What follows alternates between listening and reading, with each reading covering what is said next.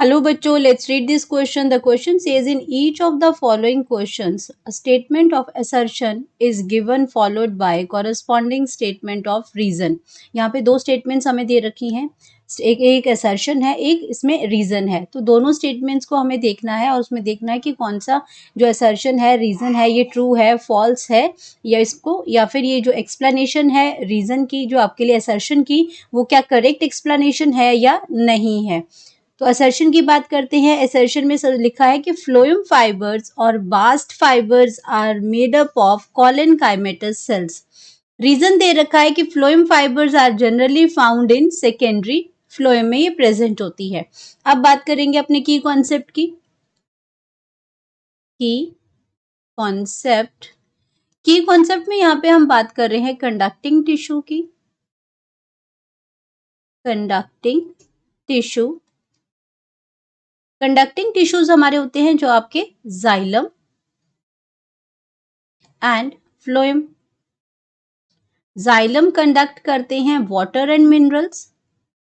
Water and minerals and phloem जो conduct करते हैं वो करते हैं प्लांट्स में फूड को कंडक्ट. तो इसलिए इसको कंडक्टिंग टिश्यू कहते हैं. अब अगर मैं असर्शन की बात यहाँ पे करते हैं तो असर्शन में लिखा है कि जो फ्लोएम फाइबर्स होते हैं, तो यहाँ पे बात हो रही है फ्लोएम की. तो फ्लोएम जो फाइबर्स जो क्या होती हैं, ये आपका फ्लोएम फाइबर जो है it's the one of the component of phloem. तो आपका जैसे जाइलम है, जाइलम के कंपोनेंट्स हैं इसमें, ट्रैकिड्स हैं, वेसल्स हैं, वैसे फ्लोएम के भी कंपोनेंट्स हैं. फ्लोएम फाइबर है इसमें, आपका इस फ्लोएम पैरेन्काइमा है, ये सारे आपके क्या है इसमें सीव ट्यूब्स हैं, कंपेनियन सेल्स हैं, ये फ्लोएम के है. तो यहाँ पे हम उसके one of component phloem fibres की बात कर रहे हैं. तो जो फ्लोएम फाइबर्स होते हैं, फ्लोएम फाइबर्स ये आपके क्या होते हैं, are long and provide mechanical support. ये मैकेनिकल सपोर्ट प्रोवाइड करते हैं प्लांट को. एंड ये आपके क्या है, जब मैकेनिकल ये सपोर्ट प्रोवाइड करते हैं, इट मीन्स ये आपके क्या है, डेड टिश्यूज हैं ये फ्लोएम फाइबर्स. एंड इसके अंदर क्या, अगर ये डेड टिश्यूज है इट मीन्स इसके अंदर क्या प्रेजेंट है, सेक्लेरेनकाइमा. इसमें क्या प्रेजेंट है, सेक्लेरेनकाइमा. जो टिश्यू है फाइबर जो है वो प्रेजेंट है, सेक्लेरेनकाइमा फाइबर फाउंड. और इसी सेक्लेरेनकाइमा की जो फाइबर इसके अंदर प्रेजेंट है, इसीलिए ये इसको हम क्या कहते हैं, इसमें ये फ्लोएम के अंदर सेक्लेरेनकाइमा प्रेजेंट है, इसलिए हम इसको क्या कहते हैं, सेक्लेरेनकाइमा फाइबर या फ्लोएम फाइबर हम इसको कहते हैं. फ्लो इसमें fibre found are called in the phloem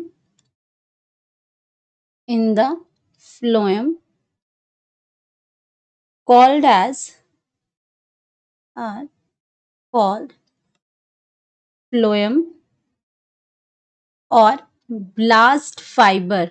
phloem fibre उसको कहते हैं, फ्लोएम और बास्ट फाइबर उसको कहते हैं. इस तो टिश्यू कौन सा प्रेजेंट हुआ यहाँ पे, सेक्रेलन. इसमें आपका सेक्लेरेनकाइमा जो फाइबर है, जो टिश्यू है वो इसके अंदर प्रेजेंट हुआ इसमें. तो अगर मैं अब असर्शन की बात करती हूँ तो असर्शन यहाँ पे क्या होगी, असर्शन यहाँ पे हमारी फॉल्स होगी. असर्शन क्या होगी, फॉल्स होगी. क्यों, क्योंकि इस पे लिखा है कि फ्लोएम फाइबर और बास्ट फाइबर जो है वो made up of collenchymatous sales हैं. ये आपके क्या है, कॉलेनकाइमेटस सेल्स भी सिंपल परमानेंट टिश्यूज हैं. सेक्लेरेनकाइमा जो सेल है वो भी आपका सिंपल परमानेंट टिश्यू है. लेकिन फ्लोएम फाइबर की अगर बात करते हैं तो उसके अंदर कॉलेनकाइमेटस सेल्स नहीं होते हैं, सेक्लेरेनकाइमा सेल्स जो है वो प्रेजेंट होते हैं. तो इसीलिए क्या करते हैं, ये आपका जो असर्शन है वो आपका फॉल्स बन जाएगा. अब बात करते हैं अपने रीजन की. तो रीजन में लिखा है कि जो फ्लोएम फाइबर्स होती हैं are generally found in secondary phloem. तो इसका जो ये रीजन है ये बिल्कुल ट्रू है. जो अगर हम फ्लोएम फाइबर की बात करते हैं तो फ्लोएम फाइबर्स जो प्रेजेंट होती हैं ये आपकी फाउंड इन, जो फ्लोएम फाइबर है ये आपकी फाउंड इन सेकेंडरी फ्लोएम में प्रेजेंट होती है, सेकेंडरी फ्लोएम में प्रेजेंट होती है. और ये जनरली आपकी क्या होती हैं, फ्लोएम में, सेकेंडरी फ्लोएम में ये प्रेजेंट होती है. And absent in absent in primary phloem, primary phloem में। तो ये प्राइमरी और सेकेंडरी फ्लोएम मतलब जो फ्लोएम आपका जो आपका पहले जो फॉर्म होता है वो प्राइमरी फ्लोएम है, एंड जो बाद में आपका जो फ्लोएम जो है ग्रो करता है आपका, वो आपका सेकेंडरी फ्लोएम है। तो यहाँ पे बात कर रहे हैं फ्लोएम फाइबर्स की, तो ये जनरली आपकी प्रेजेंट होती है सेकेंडरी फ्लोएम के अंदर। प्राइमरी फ्लोएम के अंदर ये आपकी फाइबर्स जो है जो आपकी ये एब्सेंट होती हैं। तो यहाँ पे क्या हो गया, असर्शन हमारी फॉल्स बन गई, एंड लेकिन रीजन जो है वो आपका ट्रू है। यहाँ पे ये स्टेटमेंट आपकी ट्रू है। तो हमारे पास जो करेक्ट ऑप्शन यहाँ पे आ गया वो आ गया कि आपका ए जो है वो फॉल्स है बट आर इज ट्रू। तो करेक्ट आंसर की अगर हम बात करते हैं तो करेक्ट आंसर हमारे पास आ गया, करेक्ट ऑप्शन, करेक्ट ऑप्शन वो हमारे पास आ गई, दैट इज डी,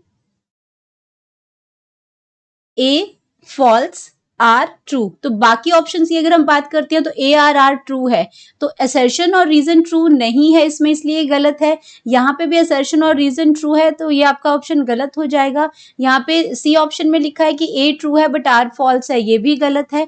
तो करेक्ट आ गया कि ए फॉल्स है, आर जो है ट्रू है। तो हमारा जो करेक्ट ऑप्शन आ गया वो आ गया D. Hope you understood it well, best of luck.